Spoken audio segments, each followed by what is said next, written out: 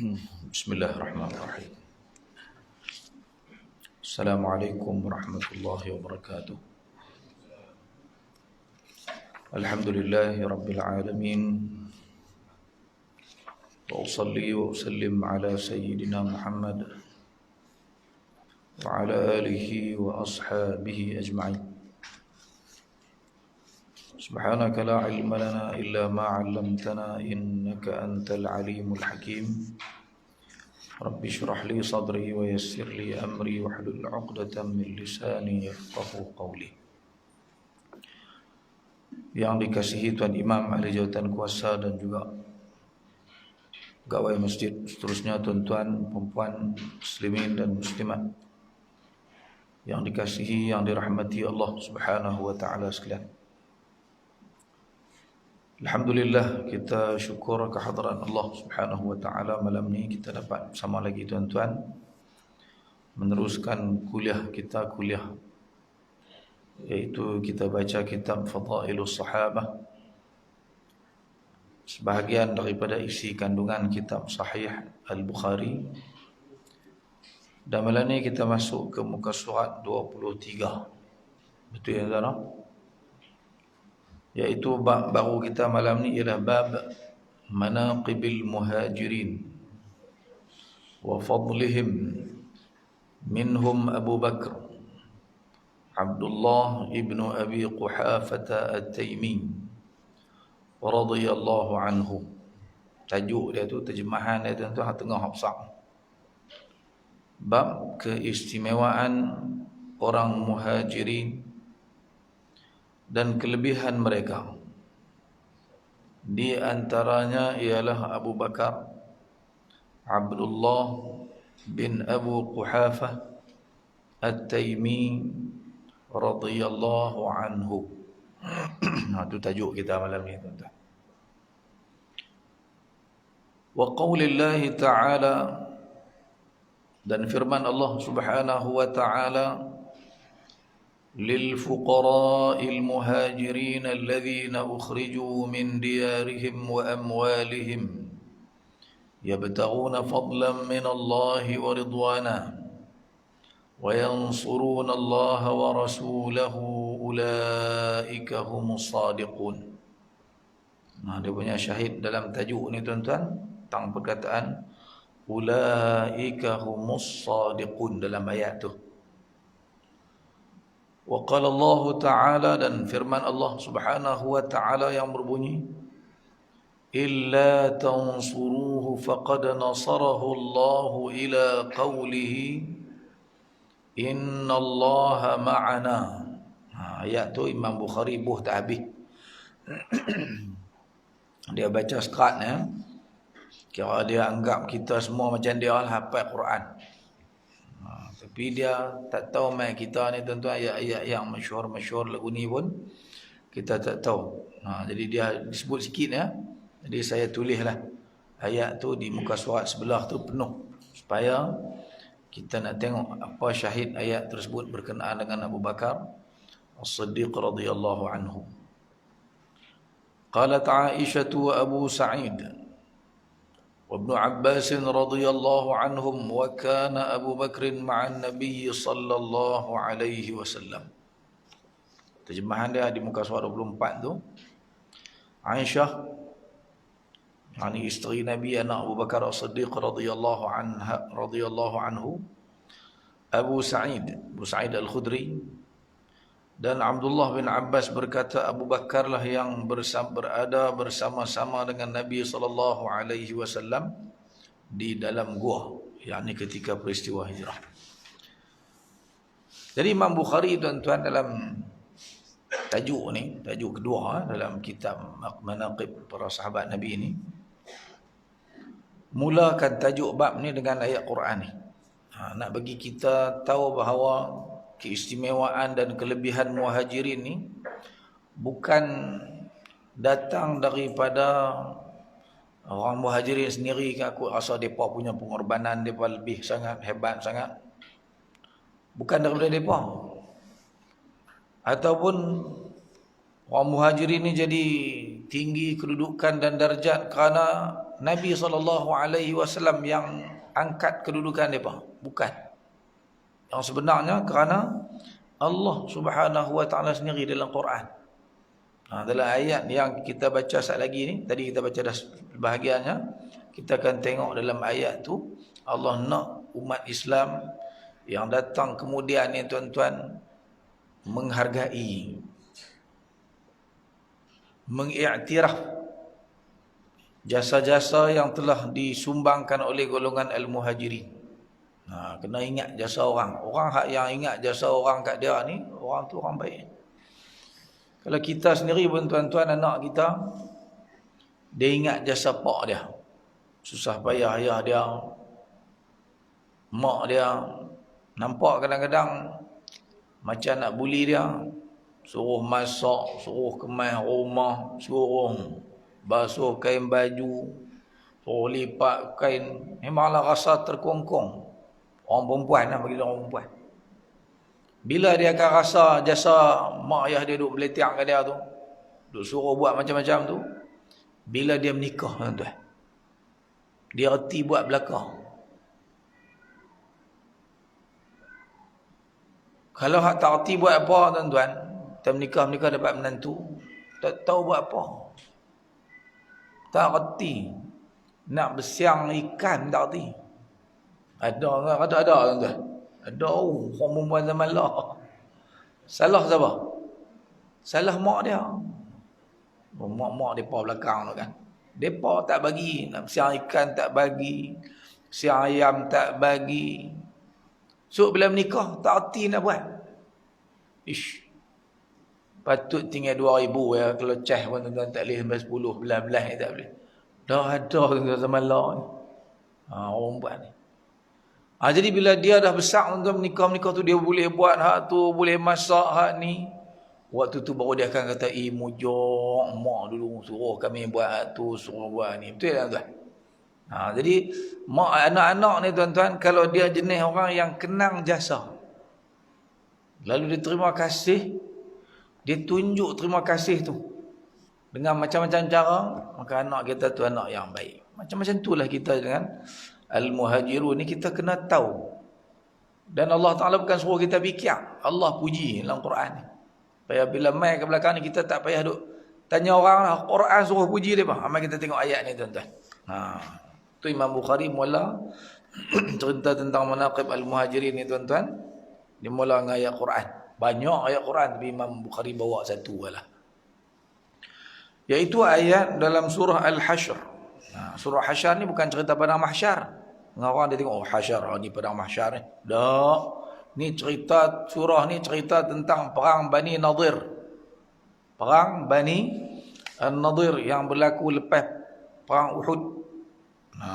Cerita tentang Nabi halau buat-buat Yahudi ni keluar daripada Madinah. Bani Nadir ni, kianat. Mereka tanda tangan perjanjian dengan Nabi dalam Wathiqah Al-Madinah ataupun dalam Sahifah Al-Madinah, piagam Madinah. Nabi buat perjanjian dengan mereka. Mereka sebahagian daripada ummah, sebahagian daripada umat yang mendiami Madinah yang bertanggungjawab pakat-pakat jaga keamanan Madinah, tapi mereka buat khonak tuan-tuan. Buat Yahudi ni. Mula-mula Bani Qainuqa' lu kena halau. Lepas perang Badar tahun yang kedua. Perang Badar bulan Ramadan tahun kedua, bulan Syawal kena halau puak-puak Bani Qainuqa' dulu. Tahun ketiga berlaku pula perang Uhud. Uhud bulan Syawal tahun yang ketiga Hijrah. Lepas perang Uhud, Bani Nadir pula buat hai. Nak bunuh Nabi SAW. Nak bunuh Nabi. Jadi Nabi mai kepung mereka. Akhirnya mereka menyerah diri. Mereka pun keluar meninggalkan kota Madinah Al-Munawwarah. Pergi duduk pula di Khaybar. Pergi buat honak pula di Khaybar. Kata Yahudi. Mereka ni keturunan Bani Nadir ni. Ialah keturunan daripada Nabi Musa AS. Keturunan mereka tu. Keturunan Nabi Musa AS. Jadi bila mereka keluar daripada Madinah tuan-tuan, harta mereka tinggal itu banyak lagi lah. Jadi ayat ni nak cerita tentang tu. Harta yang dirampas oleh umat Islam bila berlaku pengusiran Bani An-Nadir, harta tu dipanggil fai. Fa, ya, hamzah. Dia panggil fai. Dia tak panggil ghanimah, dia ada satu lagi dia panggil ghanimah. Ghanimah ni ialah kalau berlaku perang, perang bunuh hang aku apa semua, kita menang. Itu dia panggil ghanimah. Ghanimah cara nak bahagi dia, kita kena bahagi 1/4 Nabi ambil untuk negara Islam, untuk dibahagi-bahagikan kepada orang miskin, orang fakir. Tapi 4/5 ni 80%, bukan sikit tuan-tuan, 80%. Kalau nilai dia 1 juta, bermakna 800,000 akan dibahagi-bahagikan kepada tentera yang pi. Itu ghanimah. Tapi kalau fai, ikut suka Nabi SAW. Yang mana Nabi rasa perlu bagi, Nabi akan bagi. Jadi harta-harta ni lah dalam ayat ni nak cerita ni. Cuba tuan-tuan tengok makna ayat dia. Saya baca sekali lagi ayat surah Al-Hasyr ayat ke-8 ni bunyi dia. A'udzubillahi minasyaitonirrajim. Lilfuqara'il muhajirin alladhina ukhriju min diyarihim wa amwalihim yabtaghuna fadlan minallahi wa ridwana wa yansuruna Allah wa rasulahu ulaika humus sadiqun. Sadaqallahul azim. Okey. Cuba tengok makna dia kata apa. Pemberian itu hendaklah diperuntukkan kepada orang-orang fakir yang berhijrah, yakni kepada orang muhajirin. Pemberian tu apa dia? Harta fai saya habaq tadi inilah. Sebab bila Nabi kepung buat Bani Nadir ni tuan-tuan, akhirnya depa menyerah diri. Jadi tak berlaku perang. Harta tu dipanggil harta fai. Fa, ya, hamzah. Jadi nak bagi kat siapa? Allah Subhanahu wa taala memberi arahan kepada Nabi SAW pada ketika itu yang perlu sekali terima ialah orang muhajirin yang miskin-miskin, yang fakir. Kena bagi kat mereka. Pasal apa? Mereka orang miskin. Perlu. Kalau nak bagi juga kepada orang Ansar yang pergi perang tu, mereka kaya dah. Orang Ansar, orang Aus dan Khazraj, mereka pemilik ladang-ladang kurma di Madinah. Orang muhajirin main merempat di Madinah. Main apa selai pinggang apa pun tak ada. Jadi sebab tu Allah kata hak tu kena bagi kat mereka. Lah dalam situasi masa tu kena bagi kat mereka. Jadi Nabi bagi semua harta-harta tersebut kepada orang-orang muhajirin. Ada 2 orang saja orang Ansar yang diberikan oleh Nabi SAW harta fai dalam peristiwa pengusiran Bani An-Nadir yang berlaku pada tahun yang ke-3 Hijrah ataupun awal ke-4 Hijrah, lepas berlaku perang dengan Bani An-Nadir ni tuan-tuan. Okay.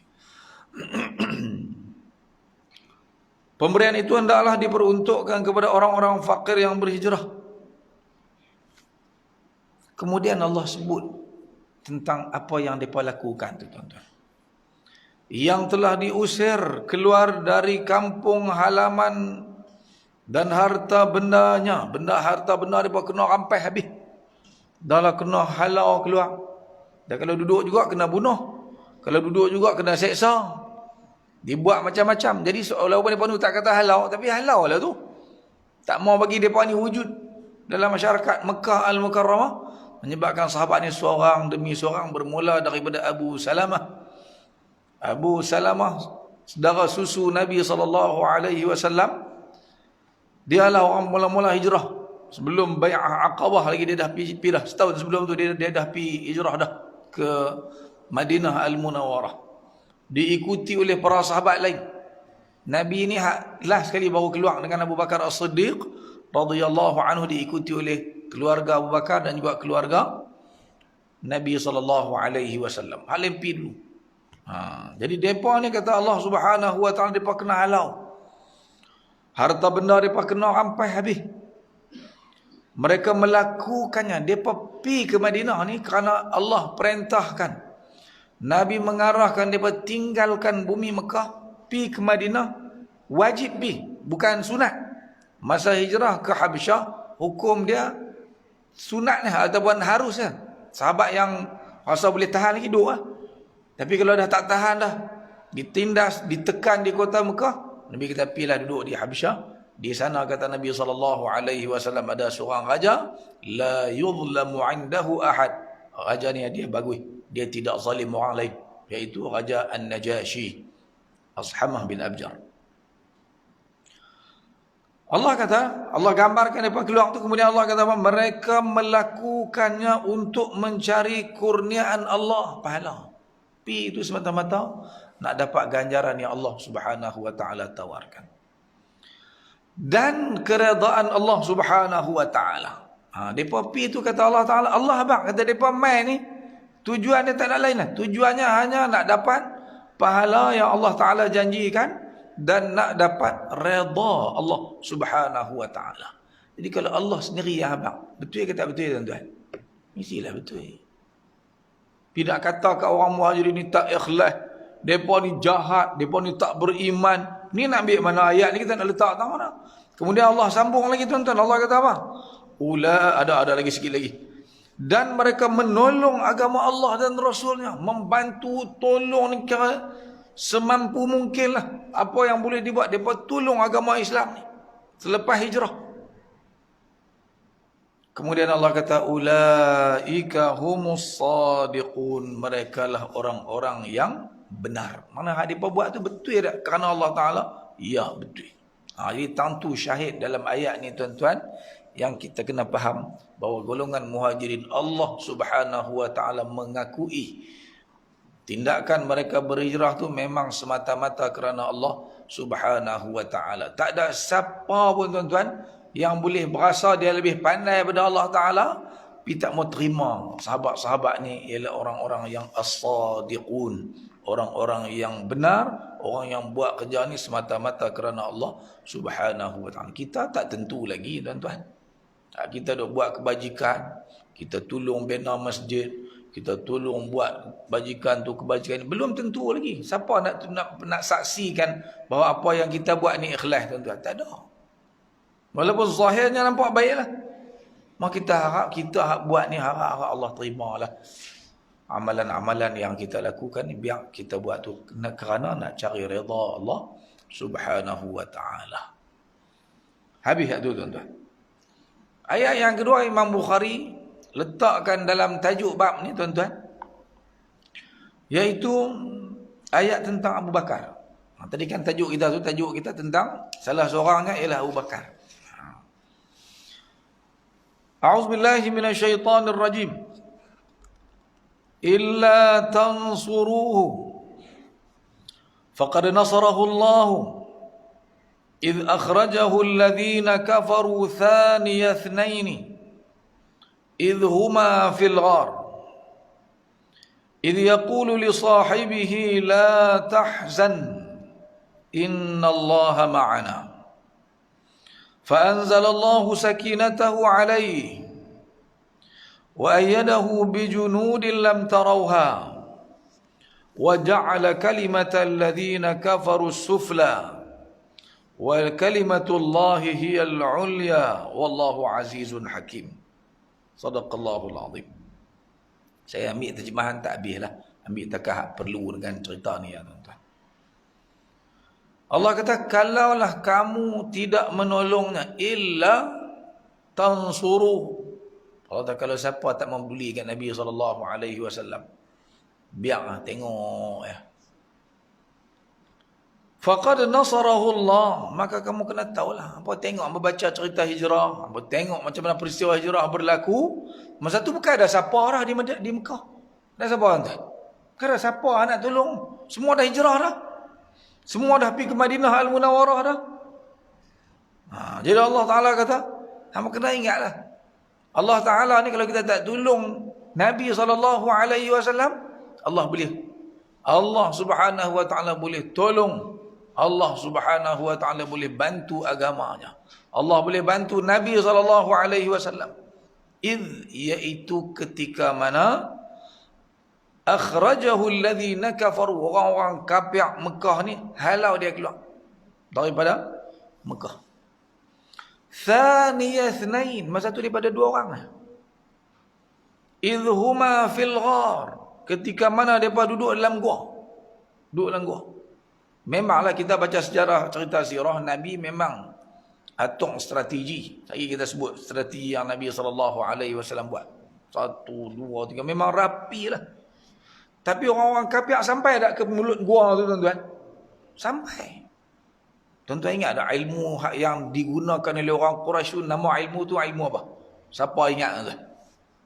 Ilmu hak mereka guna tu, walaupun Nabi SAW dah guna macam-macam strategi dah supaya mereka tak boleh jumpa punya Nabi, tiba-tiba sampai juga mereka kat gua, tempat Nabi bersembunyi. Siapa tahu nama ilmu tu ilmu apa? Tak pernah dengar orang abang? Abang dia tak ingat kan? Ilmu tu nama dia ilmu qiyafah. Ilmu qiyafah, iaitu ilmu yang boleh kesan jejak langkah orang ni dia pergi tang mana dengan menggunakan bau. Padam lah ni.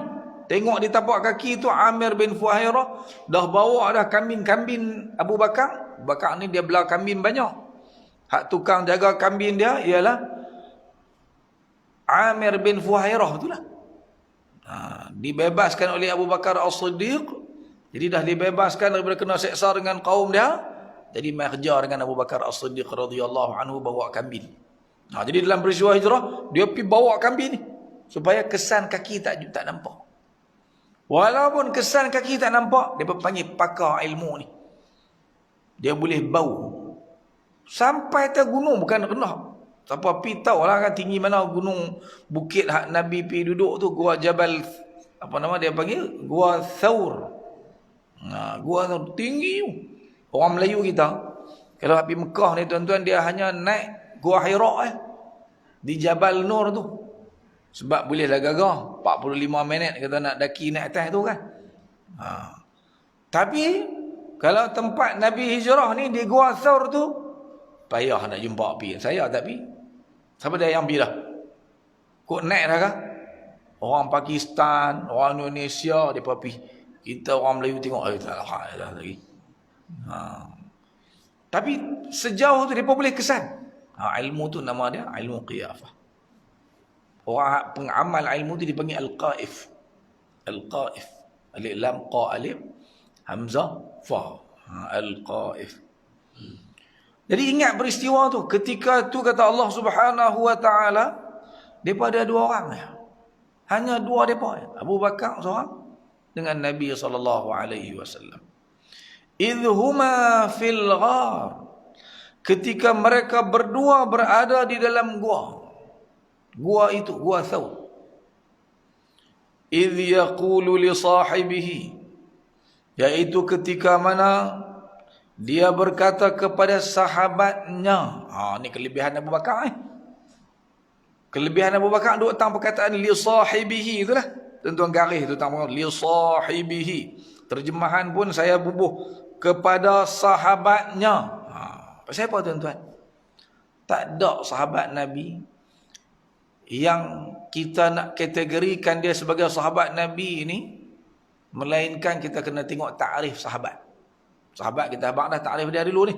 Sahabat ialah man sahaban nabi, man laqiya an-nabiy sallallahu alaihi wasallam wa amana bihi wa mata 'alal Islam.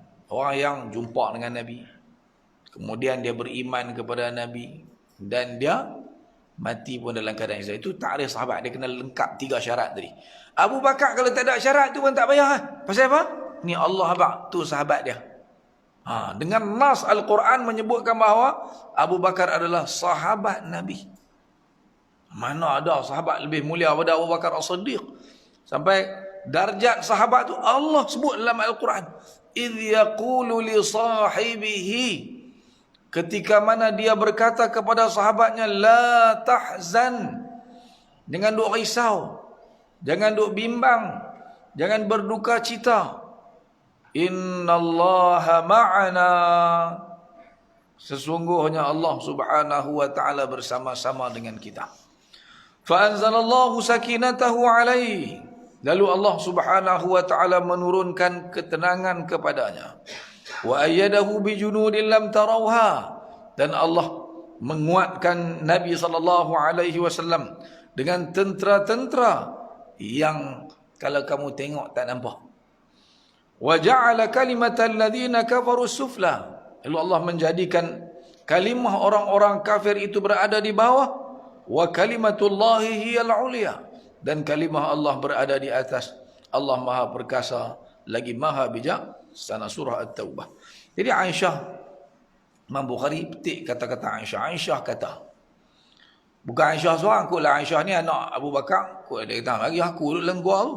Bukan Aisyah ni, sahabat-sahabat lain pun kata juga. Abu Sa'id Al-Khudri, Abdullah bin Abbas pun semua kata yang duduk dalam gua tu ialah Abu Bakar. Jadi li sahibihi itu ialah Abu Bakar As-Siddiq radhiyallahu anhu. Jadi ayat ni ayat yang menunjukkan kelebihan Abu Bakar As-Siddiq radhiyallahu anhu, yang merupakan salah seorang daripada Al-Muhajirun. Okey, kita baca hadis ni. Malam ni kita nak baca hadis ni dua ya tuan. Okey. Panjang sikitlah hadis ni. Hadis nombor 4. Qala haddatsana Abdullah ابن الرجاء قال حدثنا إسرائيل عن أبي إسحاق عن البراء قال اشترى أبو بكر رضي الله عنه من عازب رحلا ب13 درهما، فقال أبو بكر لعازب مر البراء فليحمل إلي رحلي، فقال عازب لا حتى تحدثنا كيف صنعت أنت ورسول الله صلى الله عليه وسلم حين خرجتما من مكة والمشركون يطلبونكم. قال ارتحلنا من مكة فأحيينا أو سرينا ليلتنا ويومنا حتى أظهرنا، وقام قائم الظهيرة فرميت ببصري هل أرى من ظل فآوي إليه، فإذا صخرة أتيتها فنظرت بقية ظل لها فسويته ثم فرشت للنبي صلى الله عليه وسلم فيه، ثم قلت له اضطجع يا نبي الله، فاضطجع النبي صلى الله عليه وسلم، ثم انطلقت أنظر ما حولي هل أرى من الطلب أحدا، فإذا أنا براعي غنم يسوق غنمه إلى الصخرة يريد منها الذي أردنا، فسألته فقلت له لمن أنت يا غلام؟ قال لرجل من قريش سماه فعرفته، فقلت هل في غنمك من لبن؟ قال نعم. قلت فهل أنت حالب لنا؟ قال نعم. فأمرته فاعتقل شاة من غنمه، ثم أمرته أن ينفض ضرعها من الغبار، ثم أمرته أن ينفض كفيه، فقال هكذا ضرب إحدى كفيه بالأخرى، فحلب لي كثبة من لبن، وقد جعلت لرسول الله صلى الله عليه وسلم إداوة على فمها خرقة، فصببت على اللبن حتى برد أسفله، فانطلقت به إلى النبي صلى الله عليه وسلم فوافقته قد استيقظ، فقلت اشرب يا رسول الله، فشرب حتى رضيت، ثم قلت قد آن الرحيل يا رسول الله، قال بلى، فارتحلنا والقوم يطلبوننا فلم يدركنا أحد منهم غير سراقة بن مالك بن جعشم على فرس له، فقلت هذا الطلب قد لحقنا يا رسول الله، فقال لا تحزن إن الله معنا. Terjemahan dia daripada Al-Bara bin Azib radhiyallahu anhuma bahawa Nabi sallallahu alaihi wasallam bercerita, Abu Bakar telah membeli daripada Azib sebuah pelana dengan harga 13 dirham. Abu Bakar berkata kepada Azib, suruhlah Al-Bara membawa kepadaku pelanaku itu. Azib menjawab, tidak, sehingga engkau menceritakan kepada kami apa yang engkau lakukan bersama Rasulullah sallallahu alaihi wasallam ketika kamu keluar dari Mekah dan orang-orang musyrikin sedang mencari kamu. Abu Bakar berkata, Kami bertolak dari Mekah, lalu kami berjalan pada malam hari dan siangnya, sehingga waktu tengah hari terik dan matahari berada di tengah-tengah langit. Aku cuba melihat jika ada bayang untuk kami berteduh. Tiba-tiba aku terpandang sebongkah batu. Lalu aku terus mendekatinya dan mendapati masih ada sedikit bayang di bawahnya. Lalu aku meratakan tanahnya serta aku hamparkan hamparan untuk Nabi SAW. Kemudian aku berkata kepada baginda, "Berbaringlah wahai Nabi Allah." Maka Nabi SAW pun berbaring. Kemudian aku beredar dan melihat jikalau ada orang yang mengejar kami. Tiba-tiba aku terserempak dengan seorang pengembala kambing yang sedang membawa kambingnya di kawasan batu tersebut. Dia pun mempunyai tujuan yang sama dengan kami juga. Aku bertanya, engkau ini hamba kepada siapa? Dia menjawab bahawa dia adalah hamba kepada seorang lelaki Quraisy, dan dia menyebutkan nama tuannya yang aku kenal. Aku bertanya lagi, adakah kambing engkau mempunyai susu? Dia menjawab, ya ada. Aku berkata, bolehkah engkau memerahnya? Dia berkata, boleh. Aku menyuruhnya memerah susu tersebut, lalu dia pun menangkap seekor kambing. Dan aku menyuruhnya menepuk-nepuk kedua tapak tangannya. Kemudian aku menyuruhnya mengibas teteknya dengan kedua tangannya. Dia berkata, begini cara dia menepuk kedua tangannya. Dia telah memerah untukku sebekas buku susu. Aku telah meletakkan sebuah bekas untuk Rasulullah SAW. Di bahagian mulutnya ada kain. Lalu aku tuangkan air ke atas susu itu sehingga bahagian bawahnya menjadi sejuk. Aku terus membawanya kepada Nabi SAW. Ketika aku tiba, baginda telah pun terjaga. Aku berkata, minumlah wahai Rasulullah. Lalu baginda pun minum sehingga aku rasa puas hati. Kemudian aku berkata, tibalah masanya untuk kita berangkat. Baginda menjawab, ya benar. Kami pun berangkat sedangkan orang-orang Quraisy mencari kami. Siapa pun tidak berjaya menemui kami melainkan Suraqah bin Malik bin Ju'shum yang menunggang seekor kuda miliknya. Aku berkata, orang yang mengejar kita telah menemui kita, wahai Rasulullah. Baginda berkata, jangan susah hati, Allah bersama kita. Satu lagi tuan-tuan, hadis kelima. Qala haddathana Muhammad ibn Sinan qala haddathana Hammam an Thabit an Anas an Abi Bakr radhiyallahu anhu qala qultu lin nabiy sallallahu alaihi wasallam wa ana fil ghar law anna ahadahum nadhara tahta qadamayhi la absarana faqala ma dhannuka ya Aba Bakr bi ithnaini Allahu thalithuhuma.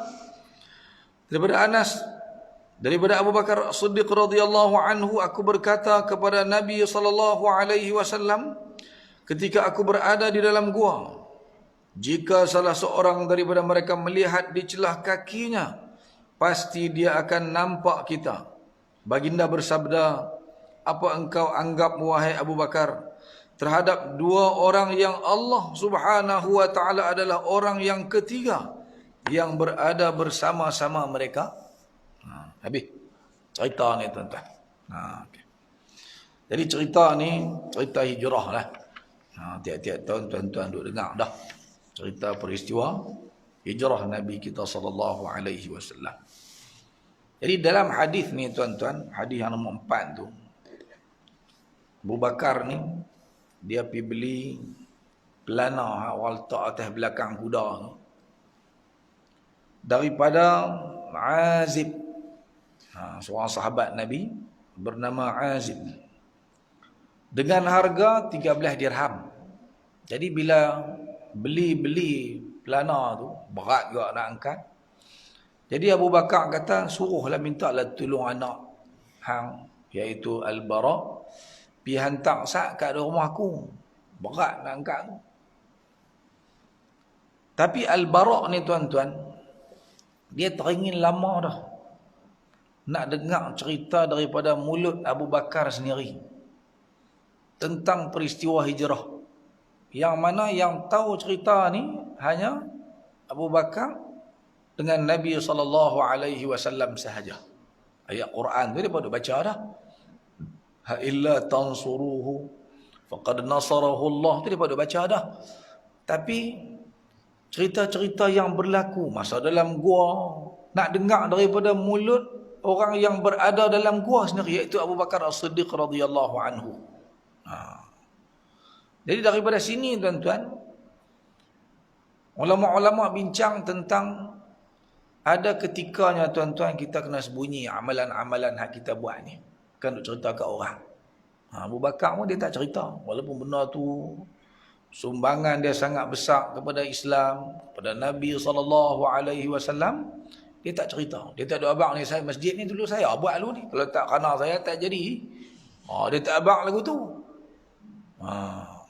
Dalam bab apa-apalah, bab-bab tertentu dalam NGO kita buat, kita sertai. Lepas saya masuk NGO tu, yang jadi NGO tu kemas saya tidak buat tu kata buat kerja apa. Cara abang tu, orang lain tu tak buat apa, dia seorang yang buat. Abu Bakar dia sembunyi amalan dia tak abang. Pasal mengharapkan redha Allah Subhanahu wa taala. Tapi Azim ni dia nak tahu. Jadi dia ambil peluang masa tu. Dia kata boleh nak hantar ni, tapi cerita dulu kat aku. Cerita kat saya dulu peristiwa yang berlaku masa duduk dalam gua tu. Peristiwa semasa hijrah. Barangkali cerita yang diceritakan oleh Abu Bakar ni panjang pada ni lah. Tapi hak yang disampaikan kepada kita ni sebahagian daripada peristiwa hijrah tersebut. Jadi Abu Bakar pun startlah cerita. Saya cerita kat tuan lebih sikit boleh tuan-tuan?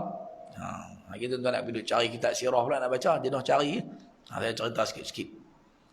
Kalau kita baca cerita sirah tuan-tuan, orang yang paling berjasa kepada Nabi SAW dalam peristiwa hijrah ni tidak lain dan tidak bukan, orang tu ialah Abu Bakar As-Siddiq dan seluruh ahli keluarga dia. Bukan dia seorang. Kalau tuan-tuan baca buku-buku tak pengaruh dengan Syiah sikit, dia duk highlight nama Sayyidina Ali lah. Ya, Sayyidina Ali pun sumbang juga. Tolong tidur di tempat tidur Nabi SAW tu. Tapi Sayyidina Ali tentu saja peranan dia. Tapi besarlah, bukannya kecil. Sebab kena sepak terajang dengan buat-buat tu jugalah lepas kena tangkap tu. Cuma dia pun tak jadi nak buat dia pasal apa? Pasal dia ditinggalkan oleh Nabi SAW kerana ada kerja dia, iaitu apa dia? Nak bagi balik barang-barang yang orang puak-puak kafir Quraisy simpan di rumah Nabi itu kepada tuan-tuan dia. Terkejut dia bang. Depa nak bunuh Nabi, tapi Nabi sanggup tinggal Sayyidina Ali untuk tujuan bagi balik. Nah, abang kata betapa amanahnya Nabi SAW yang depa nak bunuh tu. Sebab tu Sayyidina Ali 3 hari lepas Nabi sampai ke Madinah, dia pun sampai. Bawa sekali dengan anak bini Nabi SAW, anak bini Abu Bakar As-Siddiq radhiyallahu anhu. Besarlah jasa Sayyidina Ali.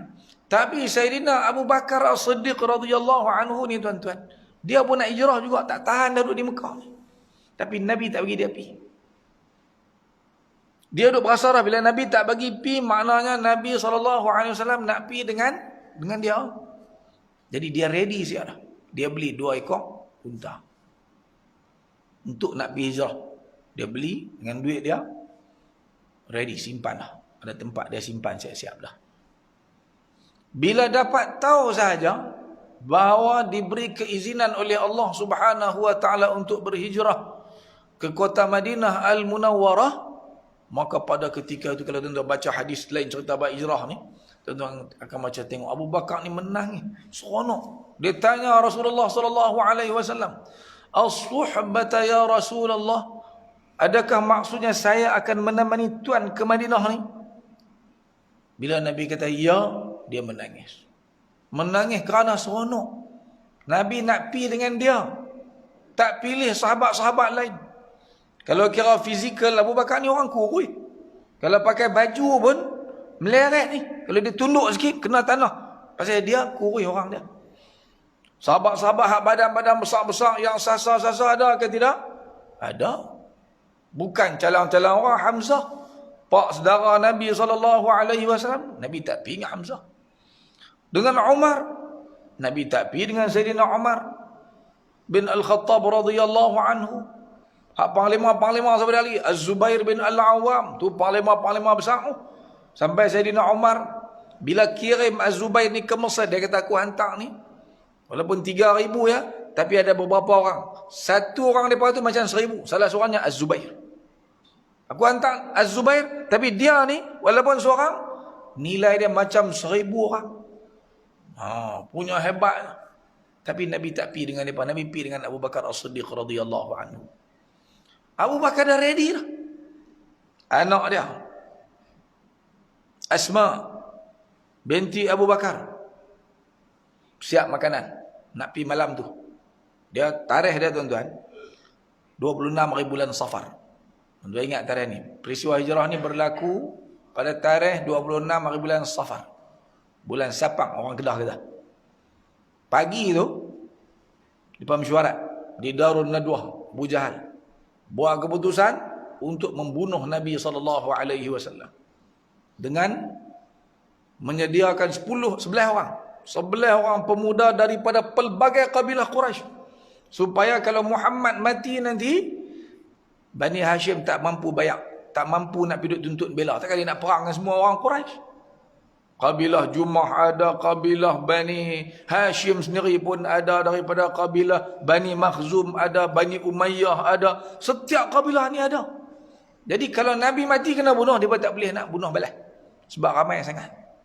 Tu dia punya perancangan hebatnya kepala Abu Jahal nak bunuh Nabi SAW. Keputusan tu dibuat pagi 29 hari bulan Safar. 20 apa saya abang tadi? 26 hari bulan Safar. Nabi bila dia buat keputusan, Allah memberitahu Nabi SAW melalui Jibril, lalu Nabi diberi keizinan oleh Allah, tibalah masa untuk kamu berhijrah ke Madinah Al-Munawwarah. Waktu genting sangat dah. Baru diizinkan Nabi SAW berhijrah ke Madinah Al-Munawwarah. Jadi tengah hari itu tuan-tuan, tengah hari ini ialah masa orang-orang Arab lena. Sebab panas sangat. Panas sangat, dia pun tak tahan, dia pun lena. Jadi masa tengah hari itulah Nabi SAW pergi rumah Abu Bakar. Pergi dalam keadaan tutup muka Nabi ni. Tak mau bagi orang tahu. Bila sampai rumah Abu Bakar, berlakulah apa yang berlaku, lalu dia perancang di situ dulu. Tengah-tengah hari itu. Malam ni kita akan bertolak. Malam itulah dia nak bunuh Nabi SAW. Jadi perjalanan hijrah bermula malam 27 hari bulan Safar. Malam tu lah. Malam tu dah lepas. Tengah malam dah. Di luar tu duduk berkumpul lah. 11 orang duduk tunggu tu. Baru Nabi SAW keluar dengan memerintahkan Ali tidur di tempat tidur Nabi SAW. Nabi keluar. Lalu mereka tak nampak. Kemudian jumpa dengan Abu Bakar di tempat yang dijanjikan. Akhirnya dia pun barulah pergi ke Gua Thawr yang berada di selatan Makkah Al-Mukarramah. Bukan di utara. Perjalanan Nabi nak pergi ke utara, nak pergi ke Madinah. Tapi Nabi mengelabui mata mereka dengan Nabi SAW berpakat dengan Abu Bakar. Kita duduk atas dalam Gua Thawr ni selama 3 malam. 27 tu semalam kan? Malam 28, malam 29, esok tu malam 1 hari bulan Rabiul Awal. Barulah Nabi SAW turun daripada bukit tersebut, daripada gua tu. Amir bin Fuhairah dah siap dah. Pagi tengah-tengah malam tu dia pergi tunggu, bawa 2 ekor unta. Dengan unta itulah mereka bertolak menuju ke Madinah Al-Munawwarah dengan menggunakan laluan yang tidak biasa dilalui oleh orang-orang Quraisy, dengan menggunakan khidmat satu orang bukan Islam, nama dia Abdullah bin Uraiqid. Dia ni pakar jalan-jalan orang tak pernah pergi, dia tahu lorong mana semua dia tahu. Jadi upah dia. Jadi mereka pergi semua 4 orang. Nabi SAW, Abu Bakar As-Siddiq radhiyallahu anhu, Amir bin Fuhairah yang membantu dalam perjalanan tersebut, dan seorang lagi Abdullah bin Uraiqid. Sampai tempat-tempat tertentu sehingga akhirnya nak masuk ke Madinah tu 2 orang yang tinggal, iaitu Nabi SAW dan juga Abu Bakar As-Siddiq radhiyallahu anhu. Jadi Nabi bertolak daripada gua tu 1 hari bulan. Nabi sampai di Madinah Al-Munawwarah di Quba pada 8 hari bulan. Perjalanan mengambil masa 8 hari. Duduk pula di Quba 4 malam, 4 hari. 4 hari 4 malam. Pada 12 Rabiul Awal, hari itu hari Jumaat, Nabi barulah masuk ke bumi Madinah. Nabi duduk di rumah Abu Ayyub Al-Ansari. Tuan-tuan bagi ingat dia punya jalan cerita dia tu. Mudah nak cerita ke anak-anak. Tuan-tuan bagi dia tahu perjalanan hijrah Nabi SAW. Jadi kita nak baca dalam cerita ni, ialah cerita macam mana Abu Bakar buat. Jadi Abu Bakar kata cerita, dia kata kami malam tu lah. Malam, daripada tengah malam kami bertolak. Kami berjalan sepanjang malam. Sarayna lailatana wa yaumana. Jalan tak berhenti-berhenti. Sehinggalah sampai tengah hari panas terik. Maka pada ketika itu kata Abu Bakar As-Siddiq radhiyallahu anhu, aku mencari-cari tempat berteduh sebab tak larat sangat dah. Panas di sana bukan macam panas di tempat kita ni. Panas, sungguh-sungguh panas. Nampaklah ada batu besar yang ada sikit lagi bayang. Bolehlah kalau nak tidur sat. Berehat kurang 10 minit, 15 minit. Macam cerita tadilah, tuan-tuan baca harap-harap tuan-tuan faham dah cerita tadi ni kan. Jadi dia pun pergi tolong hampa tempat tu. Dia tak tolong, dia boleh letih juga. Tapi tak mendahulukan pemimpin. Mendahulukan Nabi SAW, suruh Nabi SAW yang berbaring. Dia tak tidur. Dia mangkir lagi pergi cari, kok ada takut dia ada orang mai nak serang kita ke, nak mai tangkap kita ke, dia pergi tengok. Tiba-tiba dia jumpa dengan pengembala kambing. Satu orang pengembala kambing milik kepada salah satu orang Quraisy yang Abu Bakar kata dia sebut-sebut nama, aku kenal. Ini tuan dia. Lalu Abu Bakar pun minta tanya dia, ada susu tak kambing ni? Dia kata ada. Boleh apa? Boleh. Jadi dalam ni jangan pelik dah. Dia kata, macam mana ni makedah harta orang ni? Dia ada benda yang menjadi uruf masyarakat Arab yang diterima. Kambing ni tuan-tuan kalau jumpa tengah susu ni, jumpa tang mana pun di tengah padang basah ni, boleh minum, tak ada menjadi suatu kesalahan. Itu diterima sebagai keperluan mereka pada ketika itu. Macam kita ayak masjid lah. Pergilah masjid mana pun kita boleh guna. Tak kena duk cari Tok Imam dulu. Mampu cari Tok Imam dulu.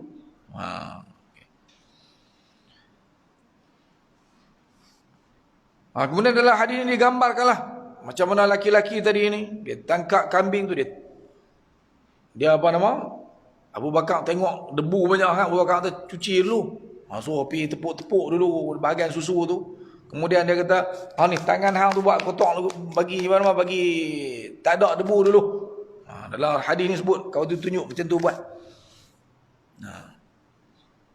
Kemudian setelah tu dia bagi Nabi SAW minum, khidmat dia kat Nabi SAW. Susu tu panas. Bawa ayak siap-siap dah. Jurus bekas tu. Supaya bila kena ayak lama sikit, susu tu jadi sejuk sikit lah. Hilang panas. Di tengah terik matahari tersebut. Kemudian barulah dia bawa pergi jumpa Nabi SAW. Dia minum dulu ke? Tak. Bagi Nabi SAW minum. Sampai dia rasa lega. Rasa alhamdulillah Nabi kenyang dah. Barulah dia minum untuk dia. Kemudian mereka teruskan perjalanan. Dalam kisah ini menyebutkan bahawa dalam perjalanan tersebut siapa pun tak dapat menjejaki Nabi SAW dan Abu Bakar ni kecuali Suraqah bin Malik bin Ju'shum. Ini cerita ni masyhur dalam sirah. Dia lah Suraqah ni daripada kabilah Bani Mudlij. Dia nampak dah daripada awal lagi, dia nampak Nabi. Kaum dia pun nampak. Dia pun kata tu macam orang yang diisytiharkan oleh Quraisy, bahawa siapa yang berjaya tangkap Muhammad dan Abu Bakar ni, bawa mai kat kami, hadiah dia 100 ekor unta. 100 ekor unta tuan-tuan, mau 500,000 lah ni. Saya ingat bukan 500,000 lah, 1,000,000 lebih nilai dia. Saya ada kawan, bukanlah kawan pergi buat haji dulu, duduk dengan orang yang kaya-kaya ni, belah unta, beli daripada Australia. Saya tanya, sekok berapa pakcik? 18,000. Kalau 18,000 tuan-tuan kali dengan 100 ekor, Tak 1.8 juta harga dia. Tawaran memang sangat besar pada orang ramai pada ketika itu. Jadi Suraqah ni tuan-tuan, dia tahu ni Nabi. Tapi dia kata kat puak tu, dia tak, tadi aku lalu tu orang lain, aku jumpa dah dengan dia puak tu. Bila semua orang balik, dia bersiap. Di rumah dia balik dengan pakaian tentera semua. Kemudian dia cabut azlam. Cabut undi. Nak tentukan sama ada dia nak pi ni baik ke tak baik. Orang-orang Quraisy tuan-tuan, orang-orang musyrikin ni, dia ada cara dia macam mana dia nak buat. Bila dia nak buat sesuatu yang dia tak pasti berjaya ke tak berjaya, dia akan ambil anak panah. Dia kerat di ujung ni sikit, dia kerat ujung ni sikit, buanglah bahagian yang duk guna untuk perang tu. Jadi hak ni dia panggil azlam ni. Kemudian dia akan tulis di ujung bawah tu tuan-tuan, dia tulis lagu ni. Amarani Rabbi. Tuhanku memerintahkan aku untuk melakukan perkara ini. Dia tulis itu. Dia ada 3 batang. Yang kedua, anak panah yang kedua, dia akan tulis pula. Nahani Rabbi anhu. Tuhan aku larang, jangan buat. Hak ketiga, kosong. Jadi dia buah dalam bekas. Kalau dia nak buat apa-apa lah, nak pergi Minang ke, nak pergi berburu ke, macam dia nak pergi tangkap Nabi Muhammad SAW tu, dia akan cabut. Dia anggap benda tu ni Tuhan suruh. Tu tulis amarani Rabbi. Dia anggap benda ni agama punya cara. Padahal agama akan suruh buat aku tu. Tapi dah sesat. Jadi dia cabut berkali-kali, semua keluar. Nahani Rabbi anhu. Jangan buat. Jangan pi. Kalau pi pun sia-sia lah. Tapi dia kata aku pi juga. Pasal 100 ekor unta punya pasal tak bagi ke, bagi aku nak pi juga. Dia pi. 3 kali dia jatuh tuan-tuan. Terbenam kaki kuda dia dalam pasir. Sehingga akhirnya dia terpaksa minta keamanan daripada Nabi SAW. Al-aman ya Muhammad. Minta jangan apa-apakan dia. Sebab dia rasa tak boleh piah dengan Nabi pada ketika itu. Akhirnya tuan-tuan, Suraqah ni, setelah Nabi bagi surat ke dia, surat keamanan, Nabi tak akan apa-apakan dia. Sampai dia minta surat. Lepas ni pun, orang Islam tidak akan apa-apakan dia. Jadi dia ni tuan-tuan, mula-mula dia jadi musuh, membahayakan Nabi SAW. Tapi balik daripada peristiwa ni tuan-tuan, dia pula jadi pelindung Nabi SAW. Siapa-siapa nak pergi cari kau tu, dia tak kupi dah, aku tu tak ada. Sampai dia pastikan Nabi SAW dah sampai Madinah, dia cerita kisah tu. Cerita apa yang berlaku kat dia tu, dia cerita kat orang Quraisy. Sampai Abu Jahal risau orang masuk Islam kerana cerita dia. Marah Abu Jahal kat dia. Dia kata betul aku sendiri berlaku kat aku. Dia cerita kisah ni. Manakala kisah yang masyhur ni untuk pengetahuan tuan-tuan lah. Kalau kita ngaji sirah, cerita tuan-tuan pernah dengar tak? Suraqah ni dijanjikan oleh Nabi SAW, dia akan dapat gelang Kisra. Cerita ni tuan-tuan, ulama-ulama kebanyakannya tak terima. Tetapi yang ceritakan kisah ni bukan calang-calang ulama. Ibnu Hajar Al-Asqalani dan juga Ibnu Abdul Bar, ni ulama besar. Ibnu Hajar tu hak syarah Sahih Bukhari. Ibnu Abdul Bar hak syarah kitab Muwatta' Mazhab Malik. Walaupun tak ada sanad yang kuat, tapi cerita ni tuan-tuan, bolehlah kalau kita nak cerita, tidaklah kita kata maudhu', palsu, sebab yang cerita kat kita ni bukan calang-calang ulama tuan-tuan. Bolehlah kita cerita tu.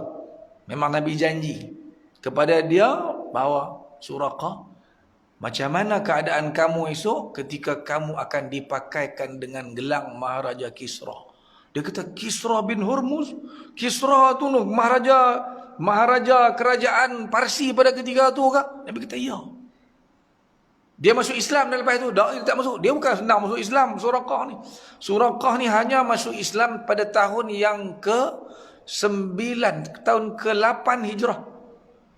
Ketika berlaku perang Hunain. Dia salah seorang tawanan dalam perang tersebut.